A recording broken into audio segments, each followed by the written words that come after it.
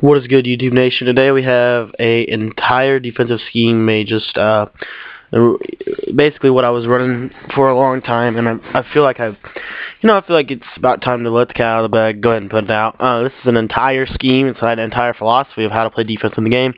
It's not nano blitzes or glitches or whatever you want to call them. These plays are designed to help you win. These plays are designed to make you a better player overall, and how to use these plays in your defensive scheme, in your I don't even know what to call it, but basically what I'm going to be going over is game planning 101, what plays to call when, how to use the plays, stuff like that. We've gone over several different types of blitzes from all sorts of formations. You guys know all sorts of different blitzes. Now it's time to use them to your advantage, and take your game to the next level here. So, your base play, 4-3 under, will punch your seam. I would come out, and you guys have, if you guys have watched any of my videos, you see I always come out in this play at least 9 times out of 10. And there are some situations where I won't. I'll go over those in a minute. But first, base setup, baseline press, spread line, crash up, reblitz Johnson, and reblitz Dunlap. Put Howard in a purple, put Malaluga in a flat zone. You're going to use her the middle linebacker on most of these setups and snap the ball here. You're just going to cover the middle of the field with Malaluga. You're covering tight end streaks and the seams and the underneath drag routes. Those are your responsibilities. As we know, against zone, that's what beats the zone. So we're going to try and take that away with our user player. And one more time here, you'll see the blitz. It comes in pretty quick, and you're covering the middle. Now, there's a little bit of things you can do where you can get a little better coverage. So let me go over those real quick. You could put Pecco or Pico on a spy, and put Dunlap here on Pecco or Pico on a contain, Dunlap on a spy, and then the same coverage setup with the linebackers here. And you'll see it's not as clean, and you're really only gaining something for basically a position where you're using them anyway, so I don't really see the point. You could try Pico on a spy, Dunlap on a contain. This may work. I don't know if this works or not. That's pretty sweet. So if you guys saw what happened, that was kind of cool. All I did there was I baseline press, spread the line out, put Pecco on a contain, Dunlap on a spy, Howard on a purple, Malaluga on a flat zone, and let the blitz angles do their thing. But as you see, it's not going to work 100% of the time. So, I mean, I don't really like that. I don't like losing. When I bring pressure, I bring pressure. I mean, a spy and a contain's not really going to do a whole lot for you, and if you really think about it. So sending 5 versus sending 3.5, it really, I mean, you could do it, but I like the consistency. I mean, you could put Dunlap here on a whatever it's called. I think it's a Dunlap on a spy here, same setup, but I mean, you see the tackle will slide over at the very beginning, so that's just kind of the thing you can do there. So if you guys know a way to make that blitz better, and maybe with a little better coverage, go ahead and do it. But this is my base setup. Make sure you're getting the pressure off the left. That's important for the rest of the defense. It's very important in this defense to get pressure on 1st and 10. This is a very good 1st and 10 play. This is my base play. I'll run this on 1st down and 10 every single time, no matter what the situation, unless I know what he's going to do. So as a base setup, this is what you're going to be doing. You're going to stop out routes to the right side of the field. Left side of the field, the out routes are going to be kind of covered. And you're going to cover the seam routes and the underneath drag routes, and you're just going to make a high-low choice. And sometimes you'll jump the seam, sometimes you jump the drag. It just kind of depends on how you feel. You don't have to jump either. I mean, you can see you start here, and then you can come down. But, just understand the drag would be there if you went high. So just understand where you're vulnerable so that you can be successful later on. So that's that blitz. Let's now that we got that out of the way, let's go over a quick kind of subject here. Universal pressure for 4-3 under. All you have to do for 4-3 under pressure is, I'm just going to audible here to 2-man under. And you're just going to baseline it, and you're going to spread line, crash up. And again, if you want it to come off the left side, spread linebackers, reblitz the linebacker on the left, and reblitz the lineman on the left. And then if you want to get like finagly, you can contain Pico and spy Dunlap, and it should come in. And of course it doesn't. I mean, that's why I don't do that, guys. It really is. I mean, it's just not consistent. You know, sometimes it'll come in, sometimes it won't. I mean, just who cares? I mean, just blitz your guys, honestly, I'm telling you. It doesn't make as big of a difference as everyone wants to think it does.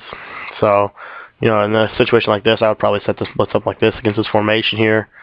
And you see, now you're coming off the left, and then if you want to bring it off the right, same setup. It's just now you're going to be re-blitzing the right side linebacker. You re-blitz both ends here, and you're done. I'm going to write this down for you guys. I'm going to have a little ebook kind of deal. So with the formations, so you guys can kind of, you know, read it and see it. So there you see a spy and contain. Just, I don't really like it anymore. Especially, I like it for certain formations, but 4-3 is not one of them.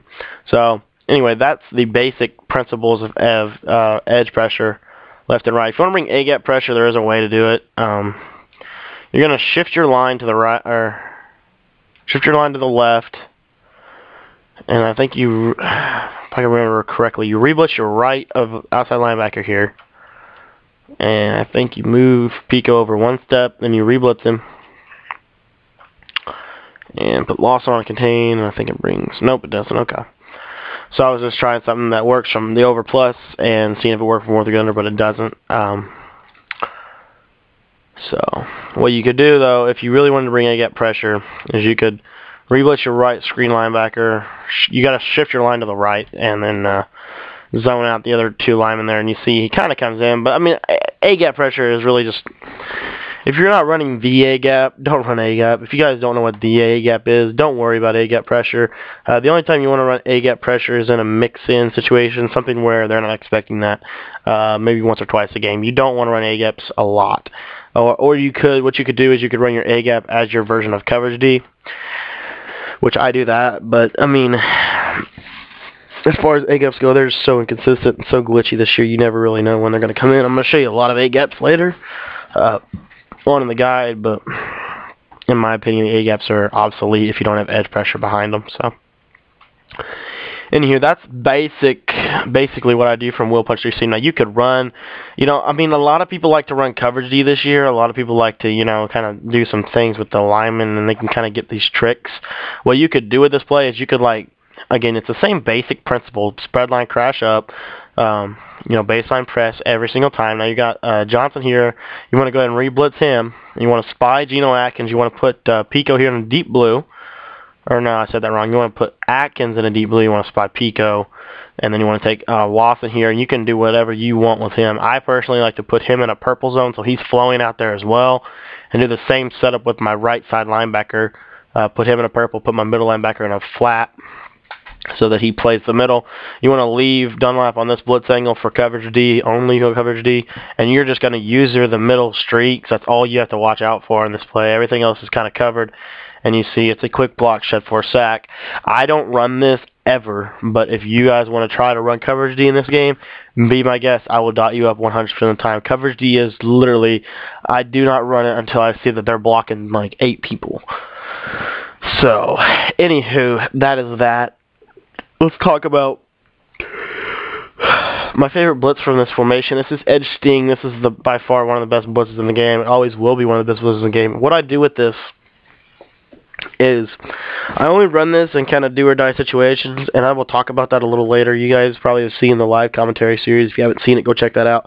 But if you guys have seen that, you know kind of when I want to run my edge sting. I want to run it in a situation where you know, it's kind of an all or nothing play, and I kind of know where, with my experience in this game, I know where people want to go, and so I design my defense to take those plays away.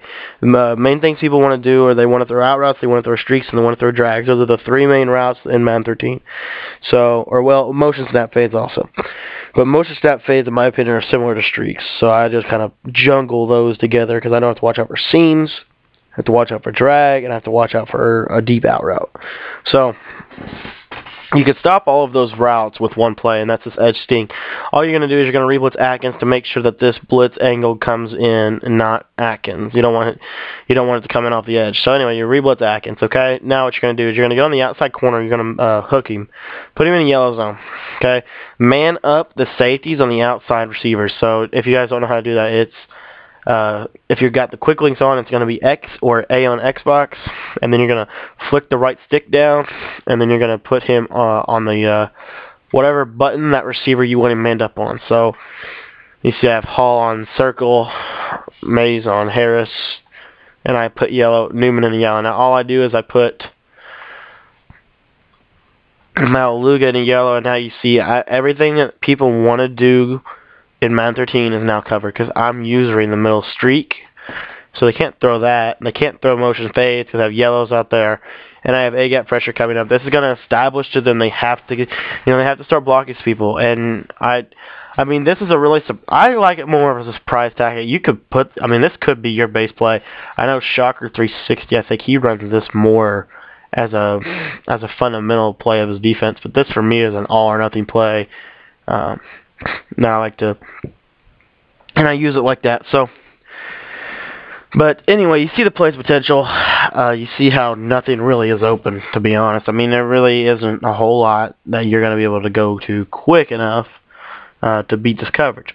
Anyway, moving on to another way to run edge sting. It's the universal pressure setup, baseline press coverage. Go ahead and spread line and crash them up, please, and re-blitz the defensive ends. Go ahead and spread your linebackers. Do not re-blitz them. Leave their blitz angles as they are. Now, all I do with this, if it's a situation like this, I'm going to put Mays in a yellow, and I'm going to put Hall in a yellow, and I'm going to just kind of put Malaluga in it. Simulate my user skill. Put Malaluga in a deep blue here. And you'll see you get pressure off both sides really fast coming at the quarterback. And that's just a very simple way. It looks similar to Will Punch Your Seam. It looks similar to Sam Woods 2, which I'm going to talk about later. So that's what I'm doing there. Now, I also run edge sting down in the goal line. And one thing that you want to do, if this is just, I'm not going to take the time to move it up, but if you want to run it in a goal line type of scenario, I would recommend putting Kirkpatrick in a purple zone. The reason I would recommend putting them in a purple zone instead of a flat zone is because you don't need the press, but watch what they do. It's snap the ball, watch. They go inside like this, and then they come out, versus a flat zone, they just go straight up. So hopefully you guys saw that. Let me just show it to you one more time. When you put them in a purple as opposed to a flat zone, all of a sudden they play everything weird. What you could also do, if you want to stop like some weird routes people do on the goal line, put these two guys, slide them in, put them in flat zones, and then use the middle of the field. And you know the pressure's coming right up the middle, and you got this weird coverage. It's pretty confusing, and a lot of times you'll get a sack. So that's how you run edge sting to the left, or not the left. That's how you run edge sting to the best ability. You could run it other ways, but in my opinion, this is how I run it. And I'm just going to give you my kind of concept with edge sting, where I want to use it in my scheme. I never run cover 3. I never run cover 2. I don't really even run 2-man under. I just run, these different types of zones, confusing zones, mix and edge sting. And now we're on to the play. Now, once you have your opponent stop, say on first down he gets sacked, or he throws an incomplete pass, or whatever. He only gains maybe 2 yards. So that's when I like to go to my other audible, Michael Cross from the 4-3 under. That's the it should be your X audible if you guys have set it up right. So this play is one of the best plays in the game, and you'll see why. If you take a look at Johnson's hook zone, you see how it's kind of like really indented. That's the key to this play. So we're just going to use the other things we can do with our hot routes to make this play even better. Now you see these weird blitz angles. That's also the key to this play. You're going to go ahead and spread your line for me, please. And you're going to base the line press coverage like always, so it looks exactly like Will Punch Your Seam and all that. The difference of this play that I like to do is I like to shift the linebackers to the right. You don't have to do that, but you can. You could also spread them. You can do whatever you really want. It's just for this type of play, it works better with Lawson coming right up the middle, because he's going to stuff any draw that occurs. And now all we're going to do is we're going to user the middle seam to the right side of the field, and there will be nothing, and I mean nothing open outside of maybe a drag. And watch how fast this pressure will come in after the snap of the ball. they get picked up, and then they're gone. I mean, these guys, I mean, this is probably a 3-second pressure play. And with all of this coverage we have in behind it, that's really, really good.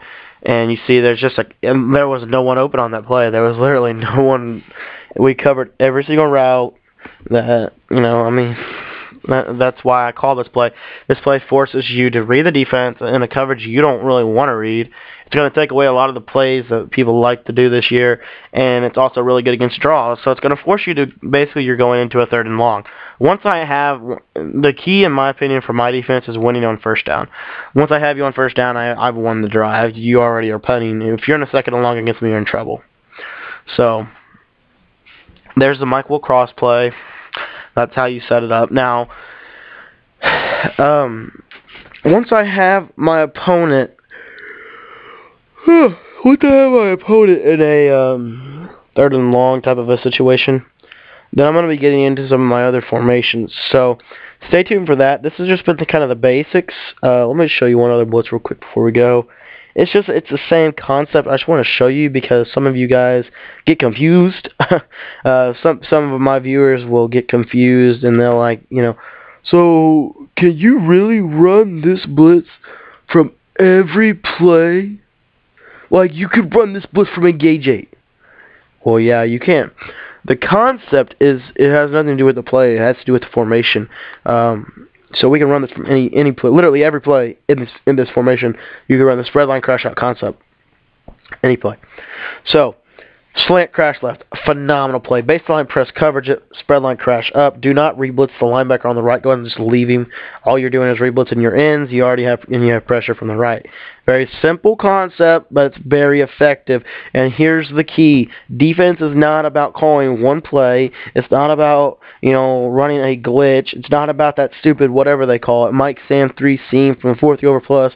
I will discuss that later because I think it is a very good blitz, and it's one of the best blitzes in the game, but it is not unstoppable. If you guys have checked out my channel recently, I think I posted a video how to stop that blitz from that formation with, you know, very little skill. And there's no coverage behind that blitz. If you guys looked at it, you're sending 7.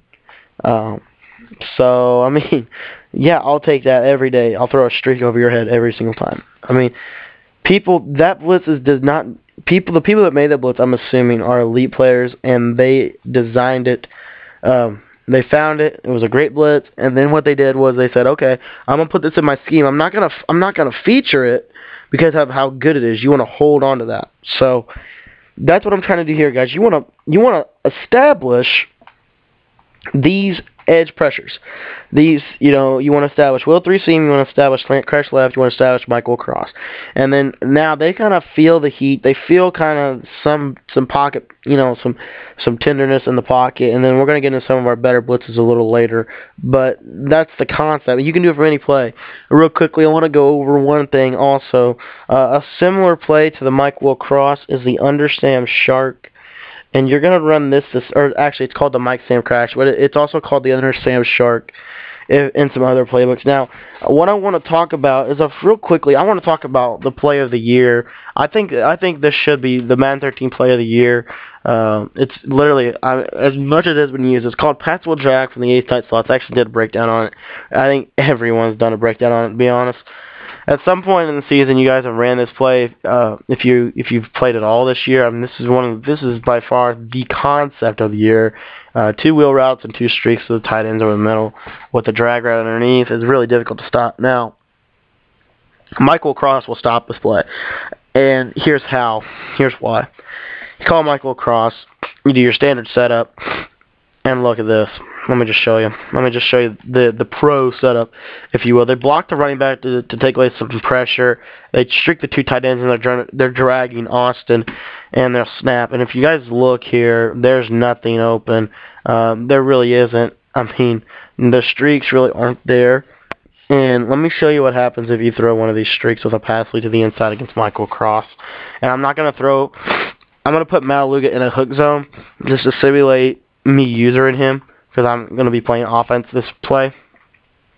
But say they wanted to throw a pass lead inside streak to Hannah here.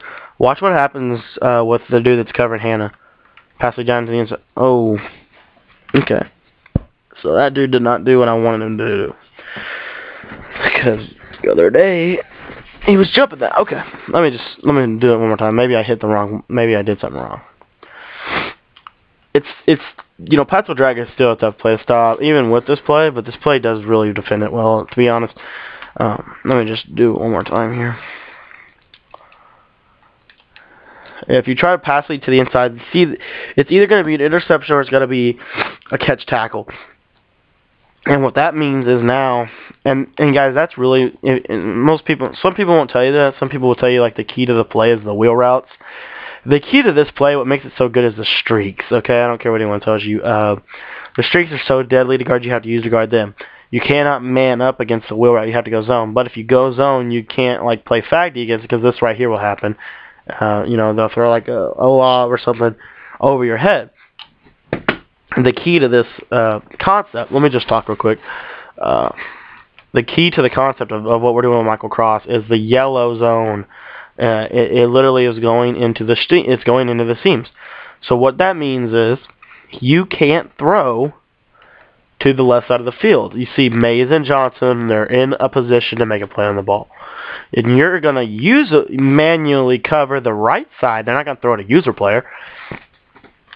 So now where are they going to go? I'll tell you where they're going to go. They're going to go right there. And here is why it's a chess match, because when you get in a situation where you know they're going to go drag, you're going to gamble. And what you're going to do is you could drop one of these linemen. Like, you could say, okay, I need my boy Lawson here to be on a spy. But what you're going to do is, in a clutch situation, you're going to bait them. You're going to start here, and then you're just going to come crashing on this play here, and you're going to force them to make a bad read or something, and they might potentially throw you a pick. But anyway, understand Shark. It's the same concept as Michael Cross, because here's why. You see how this yellow zone's indentation. What it means is he's going to end up here. So the flow coverage starts here, but it's going to end up here, so he's flowing at this seam. So what this means is, all you're going to do is, you're going to take Malaluga, you're going to put him in a flat zone, and you're just going to use the middle. What you could also do with this play is you could take Malaluga here. Let me see. You take Malaluga, you put him in deep blue. You can do whatever you want with Malaluga. It doesn't matter. But if you want to use him, I'd suggest put him in a flat zone and then use him at the seam. If you don't want to use Malaluga, say you want to do something else. Well, what I'll do is I'll put Malaluga in a yellow zone, and I would just use Manny Lawson and put him in a flat. And that would change it up, because now we're using this side of the field. And when you're playing online, they don't know they don't know who you're using. So, anywho, that's that. So that's kind of Understand Shark. Understand Shark for a blitz. If you really want to blitz out of it, which I don't suggest doing, just re-blitz the two ends on the right side, or the two linemen on the right side of the field, and you'll get like a wraparound pressure. But it's not very good. I never really blitz out of it. I kind of just run the play. So I use the coverage as it is. Now, one other thing I want to talk about before I leave is Samblitz 2. Samblitz 2, if a dude on the Madden Tips forums asks for a kind of cover 2 scheme or Tampa 2 philosophy, I really thought about making this like a base play. All you're doing is you're going to go ahead and put standard setup, standard pressure setup. It's like we're running that slant crash left, but now we're in zone. And you're just going to yellow these outside corners if you get on them in time. And basically you're in cover 2 sink, essentially. And you're using the middle of the linebacker. There's really nowhere to go. There's pressure coming in quick. I mean, this is going to take away a lot of this is another sample of what I've been trying to tell you guys, is we're taking away the problem plays, the glitchy plays, where they sit in the seams or whatever. We're taking that away, and we're forcing them to go, to other routes they're not used to having to go to, because we're making adjustments. So that's kind of the key here. And in the tournament setting, which I'm just assuming. I'm assuming in a tournament setting, from what I've seen, there's a lot of adjusting. I like it when I only have to make literally only have to make 4 adjustments to this play, and I have it set up exactly how I want it. It takes away one of the best plays of the game, and it's a nice mix-in. So thank you guys for checking out the first installment of this free ebook series. This is just a free defensive scheme, and it's my entire defensive scheme from the 4-3 playbook. Cause if you guys don't know, that's what we're in. Appreciate you guys checking out this video. I'm kind of tired, so that's kind of why I haven't been kind of tired on my commentary. Anywho, offensive scheme of the week. We'll get that going. I think we need to go back and do San Francisco, because we started San Francisco then we stopped. So we need to do San Francisco this week. So I'm gonna go back and redo all of San Francisco, and I'm probably gonna use the Packers because, or I don't know who I'll use that, but anyway, that's what's going on right now. Hopefully, guys, if you guys are new to the channel and you like this video, go ahead and subscribe to the channel. We have a lot more content. There's a ton of content over at the YouTube channel. It has all the videos that I've ever posted, and it's really good stuff. And if you guys are supporters of the channel, go ahead and like I said, you need to like the video, you need to favorite, because it shows you're supporting the channel, it shows you are supporting me, and that really makes me feel good, guys. It really does. It's nice to come home and, see you have some people that really, care what you have to say. So, anyway, thank you guys for watching, and have a nice day, and we'll see you tomorrow with part 2.